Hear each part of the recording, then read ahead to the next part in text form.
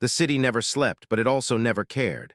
Cars moved like flowing water, lights blinked without feeling, and people walked fast with their eyes fixed forward.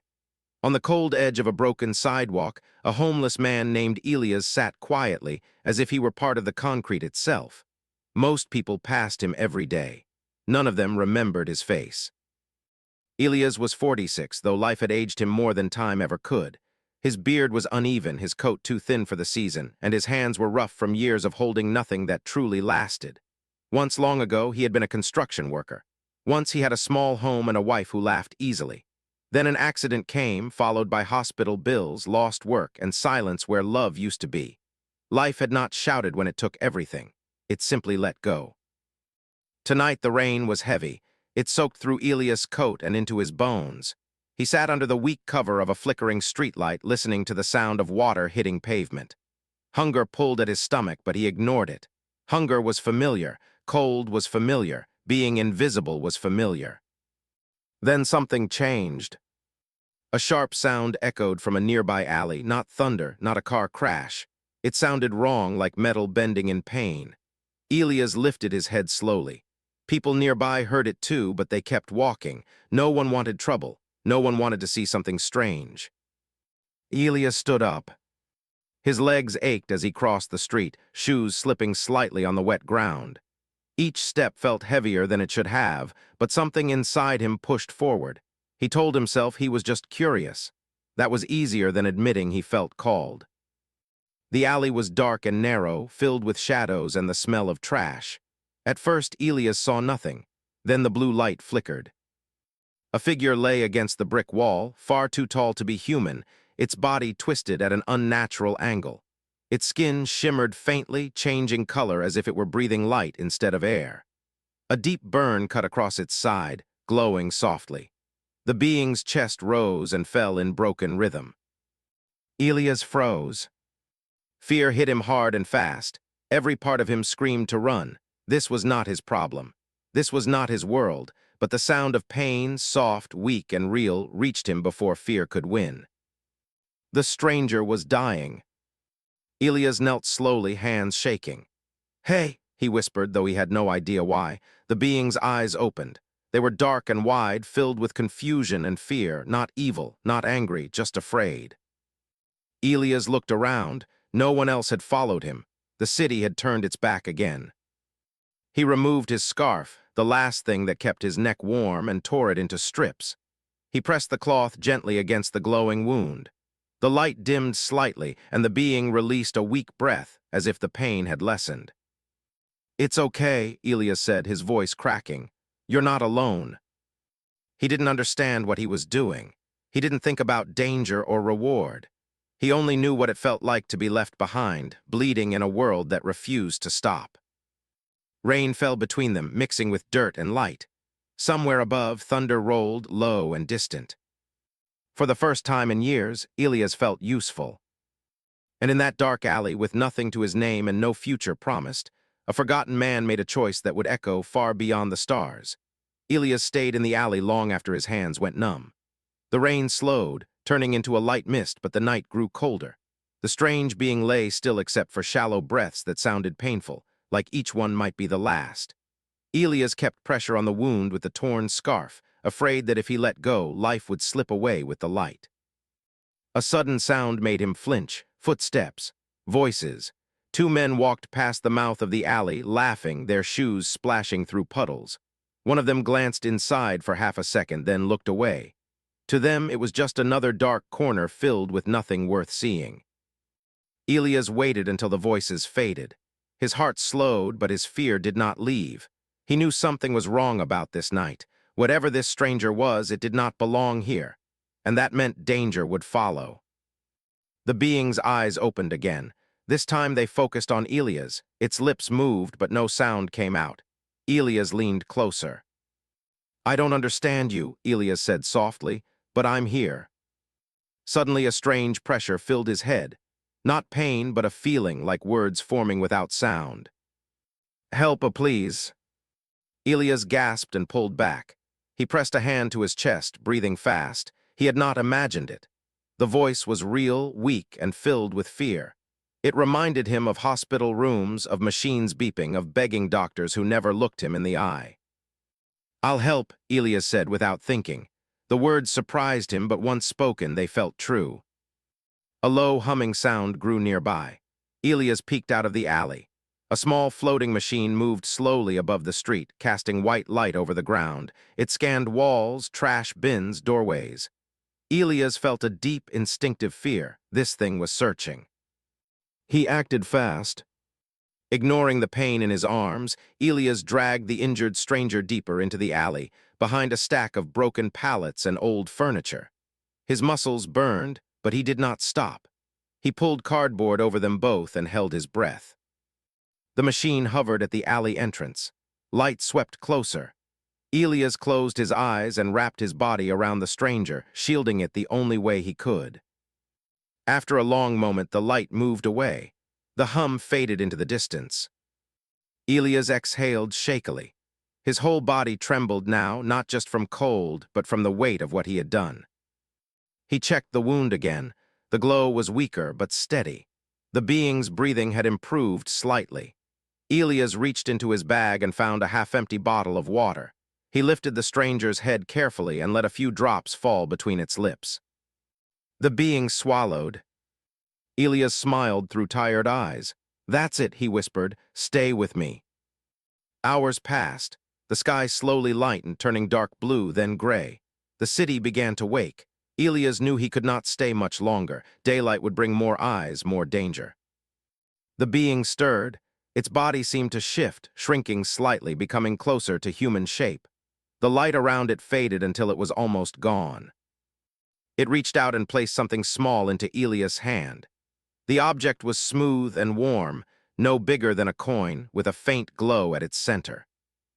A clear thought filled Elias' mind, stronger than before. "Thank you, this will protect you." Before Elias could respond, the being struggled to its feet. It looked at him one last time, its eyes filled with something that felt like gratitude and sorrow mixed together. Then it turned and disappeared between the buildings, moving far faster than any injured person should have been able to. Elias stood alone in the alley, holding the strange object. The morning air felt empty now, colder. He returned to his usual spot under the streetlight as people passed by, unaware that anything had happened. To them, Elias was still just a homeless man. But inside his closed fist, the small object pulsed gently. And deep in his chest, Elias felt something he had not felt in years. Hope the next morning felt wrong to Elias. The city looked the same, but the air carried a quiet tension, like something holding its breath. He sat near the subway entrance, warming his hands around a paper cup of cheap coffee someone had given him. His body was tired, but his mind would not rest. The small object rested in his pocket. It felt warmer than before, almost alive. Every few minutes, Elias touched it just to make sure it was real. Part of him feared he had imagined the entire night. Another part feared he had not. By noon, the city changed. Black vehicles rolled through the streets, slow and careful. Men and women in gray coats stepped out, their faces blank, their eyes sharp. They did not look like police. They did not look kind. They spoke quietly into devices and scanned the area with small machines that clicked and blinked. Elias watched from a distance. His stomach tightened. Two of them stopped near the alley. Elias stood up and walked away before anyone could look too closely. He kept his head down, moving with the crowd, blending in the only way he knew how. Being invisible had once been his curse. Now it was his shield. But the feeling followed him. That night, Elias found an empty stairwell near an old apartment building and curled up there to sleep. The city lights glowed faintly through a cracked window. He closed his eyes, but sleep refused to come. Then the warmth in his pocket spread. The object began to vibrate gently. Elias pulled it out, heart racing. Light spilled into the stairwell, soft but bright enough to push the shadows back. Shapes formed in the air, lines and symbols that moved like water. Elias scrambled backward, pressing himself against the wall. A voice filled the space, calm, clear, stronger than before. "You are being tracked," it said. Elias swallowed hard. "I didn't ask for any of this," he whispered. I know, the voice replied. You acted without reward, that is why you were chosen. Images appeared in the light. Elias saw the alley again, but from above. He saw the floating machine scanning the ground. Then he saw stars, thousands of them, stretching into endless darkness. Ships moved between them, sharp and cold, marked with the same symbol he had seen on the scanners. They are hunters, the voice continued. They destroy what they cannot control. I escaped with knowledge they fear. Elias' hands shook. Why me? Because you stayed. Before Elias could say more, a deep vibration shook the building. Dust fell from the ceiling. A distant roar echoed through the streets. The light vanished. The object went silent. Elias ran. He burst out into the night just as a beam of white light cut across the street behind him. People screamed. Cars crashed.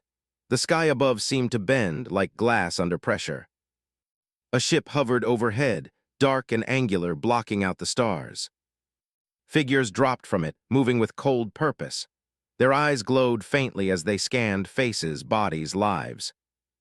Elias pushed through the crowd, his heart pounding so hard it hurt.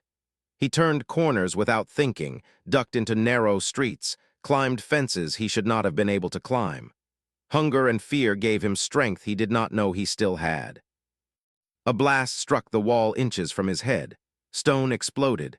Elias fell hard, pain tearing through his shoulder. He crawled into a broken subway entrance and collapsed behind a rusted gate. Footsteps approached. The object in his pocket burned hot. Light burst outward, forming a clear barrier just as another blast hit. The force shook the tunnel, but the shield held.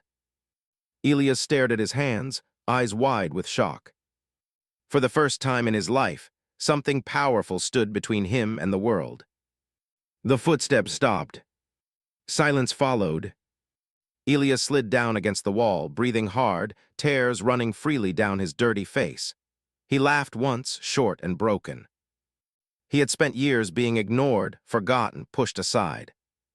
Now the universe was hunting him. And somehow, against all reason, he was still alive. Elias stayed hidden in the subway tunnel until his breathing slowed. The shield of light faded gently, like it was tired too.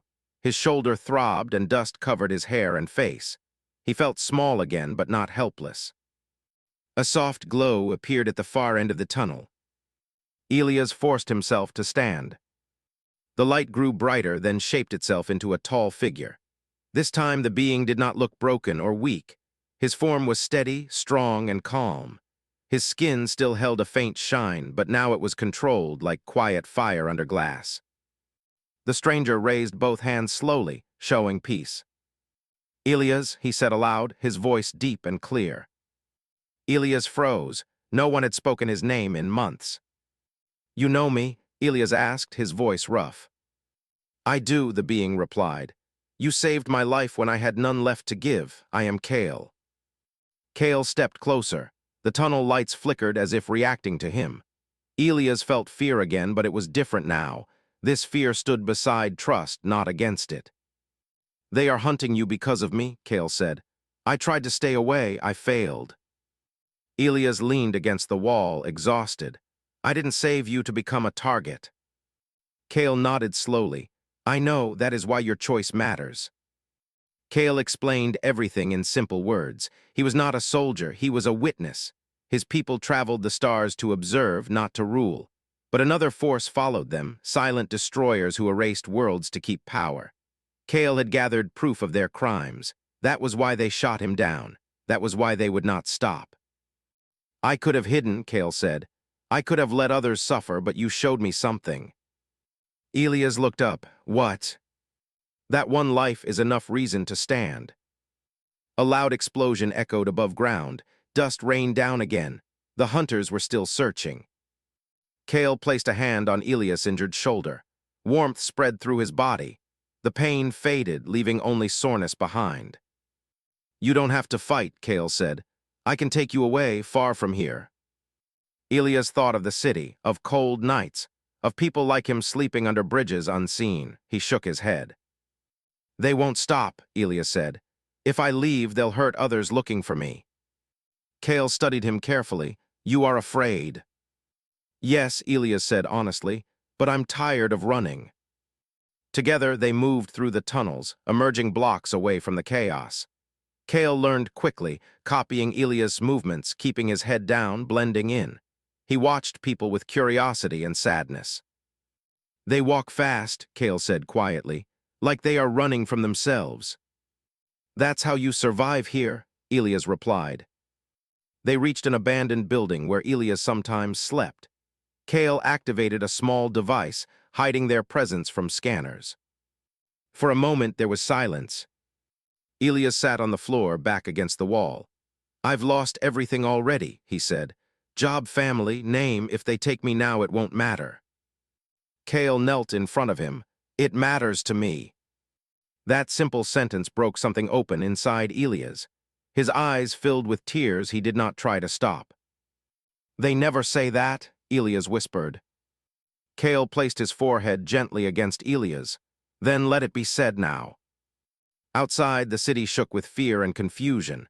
Above the clouds, ships waited. Below, a broken man and an alien witness shared a quiet promise. They would not hide anymore. They would stand. Not because they were strong, but because they chose to be. Morning came with fear written across the city. News screens showed strange lights in the sky, damaged streets, and people running in panic. No one understood what was happening, but everyone felt it. Something bigger than nations had arrived. Elias and Kale watched from the top floor of the abandoned building. Broken windows let in cold air, but also a clear view of the streets below. Military vehicles blocked roads. Drones hovered low. People gathered in confused groups, pointing at the sky. They are preparing to erase evidence, Kale said quietly. They will silence witnesses, slowly then completely. Elias clenched his fists. Then we don't let them. Kale turned to him. If I release the proof now, the hunters will strike openly. Many will be afraid. People are already afraid, Elias replied. But fear spreads slower than truth. Kale studied him for a long moment. Then he nodded. Kale activated his device. Across the city, screens flickered. Phones vibrated. Radios cracked with sudden sound. Every signal, every network, every forgotten display lit up at once. Images poured out. Worlds burning in silence. Cities in space torn apart without warning. Children of other species hiding, screaming, vanishing into light. Ships marked with the same cold symbol attacking again and again. And then Kale spoke. His voice echoed everywhere, calm but heavy with pain. He did not shout, he did not threaten. I am Kale, he said. I am a witness. These beings hunt not because they must, but because they fear what truth can do. People stopped running. They watched, they listened. The hunters reacted fast. Their ships descended lower, aggressive now. Beams of light struck rooftops and empty streets, warnings meant to silence. One blast hit a nearby building. Glass exploded outward. A woman screamed as debris fell toward her child. Elias did not think. He ran. His legs burned as he pushed through the crowd. He reached the woman and wrapped his body around the child just as glass rained down. Pain tore through his back, but he did not move until it was over. Others saw him. A man rushed forward to help lift debris, then another and another. Fear changed shape. People began pulling each other to safety. Strangers shouted warnings. Someone dragged Elias to cover while another checked the child. She's breathing, the woman cried, holding her daughter tightly. Elias nodded weakly. Good. Above them, the sky filled with light, not just from the hunters, but from something else. Ships appeared. Different shapes, different colors, dozens of them. Kale's allies had arrived. They did not attack the city. They positioned themselves between Earth and the hunters, forming a living wall. A message spread across every screen. Humanity is not alone. The hunters fired first. Energy clashed with shields. The sky roared. But the allies did not destroy. They disabled, they trapped, they exposed. Kale broadcast everything live. Every act, every crime, every failed attempt to hide. The hunters tried to retreat. They could not. Their own symbols marked them now. Their power collapsed under witness and unity. When the last hunter ship was captured, silence fell again. Slow, heavy, real. People stared at the sky, then at each other. Elias sat on the curb, blood seeping through his torn coat. A stranger handed him a clean cloth and pressed it gently to his back. "Why did you do that?" the man asked. Elias looked at the child, laughing weakly in her mother's arms. "Because someone once did it for me," he said. Kale stood beside him, looking out at the city. "This is why they fear you," Kale said. "Not your weapons, your choices." Sirens approached, not in panic this time, but in order. Elias felt the weight of the moment settle into his bones. The city would never be the same. Neither would he. He was still homeless, still tired, still human. But today, humanity had stood up. And the universe had watched. The days after the invasion felt unreal. The city moved, but slowly, like a person waking from a deep shock. Streets were repaired. Broken windows were covered. People talked to strangers more than before, as if silence was now dangerous. Elias woke up in a hospital bed. White walls, clean sheets, a soft beeping sound beside him. For a moment, fear rushed through him. He tried to sit up, his hands searching for his bag, his coat, the cold floor. "Easy," a nurse said gently, placing a hand on his arm. "You're safe." Safe. The word felt strange. His injuries were not serious, they said. Cuts, bruises, a cracked rib, things that would heal. Someone had found his name. Someone had written it down. Someone had cared enough to keep him alive. Kale visited that evening, wearing simple human clothes. He looked out of place and yet perfectly calm. Elias smiled when he saw him. "You stayed," Elias said. "I promised," Kale replied. News screens in the hallway showed interviews, discussions, arguments. Some people were angry, some were afraid, many were confused, but no one could deny what had happened. Too many had seen it, too many had lived through it. World leaders spoke carefully now. They used softer voices, they listened. Kale met with them, but he always asked for Elias to be present. Elias sat quietly in meetings he never imagined entering. He wore borrowed clothes. His hands rested in his lap. When they asked him questions, he answered honestly. No speeches, no anger. "I just didn't walk away," he said again and again. That answer stayed with people. Help arrived not like charity, but like responsibility. Temporary homes became permanent ones. Shelters were rebuilt into places of dignity. Medical care expanded. Jobs were created for those who had been forgotten. Elias was offered money, large amounts, more than he had ever seen. He refused most of it. "Give it to the people who need it," he said. "I already know how to survive." What he did accept was small but powerful. A room of his own. A door that locked. A bed that did not belong to yesterday's memory. The first night he slept there, Elias lay awake for hours. The silence was too clean. No traffic noise close enough. No footsteps nearby. He finally turned on the lamp and sat on the edge of the bed. He cried. Not loudly, not in pain. He cried because he could.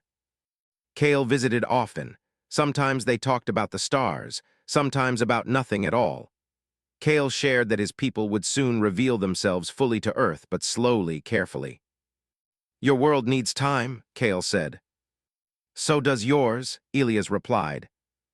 One evening, Elias walked past the old alley where it had all begun. The wall was repaired. The trash was gone. The blue light was only a memory. A young man stood there, holding a sign asking for food.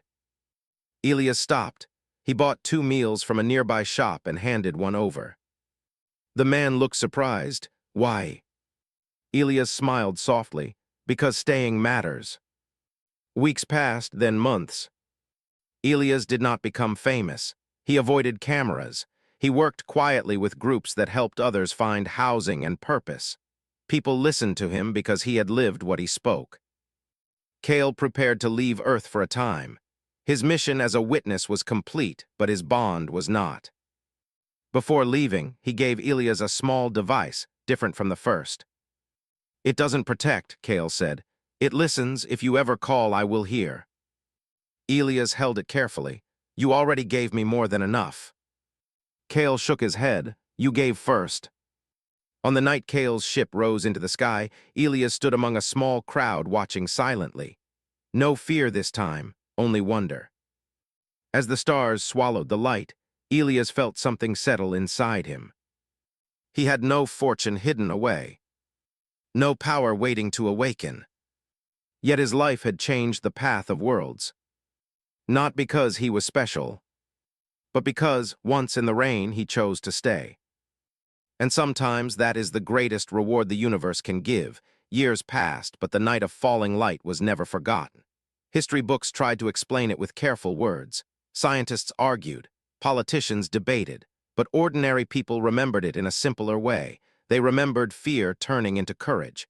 They remembered strangers helping strangers. They remembered one moment when humanity did not look away. Elias grew older quietly.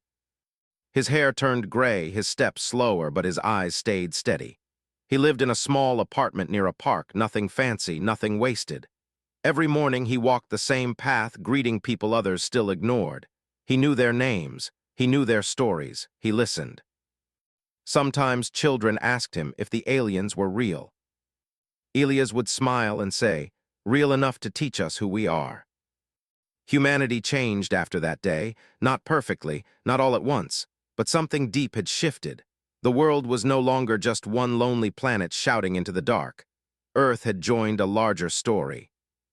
When other species finally arrived openly, there was fear, but also preparation. Human ships traveled not as conquerors, but as helpers. Earth became known among the stars for something rare. Mercy. In a great city far from Earth, a council of many worlds gathered. They spoke of wars ended, of threats stopped before they grew. Then one voice asked a simple question. How did it begin? The answer was not a weapon, not a fleet. It was a story. They built a monument, not to celebrate power, but choice. Not of a leader, but of a man with nothing. The statue showed a simple scene. Rain falling, a dark alley, a man kneeling beside a wounded stranger, hands shaking but steady enough to help. The plaque did not list titles or ranks. It had only a few words. He was unseen, he stayed. Years later, Elias stood before that statue. Kale stood beside him, older too, his light softer but still strong. Around them moved beings of many shapes and worlds, speaking languages born under different stars. Elias felt small again, but this time it did not hurt. I never meant for any of this, Elias said quietly. Kale looked at him. That is why it mattered. Elias placed a hand against the stone figure's knee. It felt cold and solid. I was just tired of walking away, Elias said. Kale nodded. The universe is changed by those moments. Elias returned to Earth not long after. His body was weaker now. He rested more. He watched sunsets from a bench in the park. Children played nearby, laughing freely under a sky that no longer felt empty. One evening, a young woman sat beside him. She looked nervous. They say you're the man, she said. Elias chuckled softly. They say many things. She hesitated. I'm scared of the future. Elias looked up at the stars, then back at her. So was I, he said. Still am sometimes. She frowned. Then how do you keep going? Elias smiled, gentle and sure. I remember that one good choice can travel farther than fear ever will. When Elias passed away, there were no loud announcements. No grand ceremony, just quiet gatherings across the world. People left flowers in alleys, in shelters, in places where others were often ignored. And far beyond Earth, ships paused in their journeys. Lights dimmed. Voices spoke his name with respect. Elias had no fortune stored away. No throne, no great weapon. Yet his life became a signal across the stars. A reminder that even the smallest human in the darkest place can change everything simply by choosing to care. And the universe, vast and cold as it could be, chose to remember him.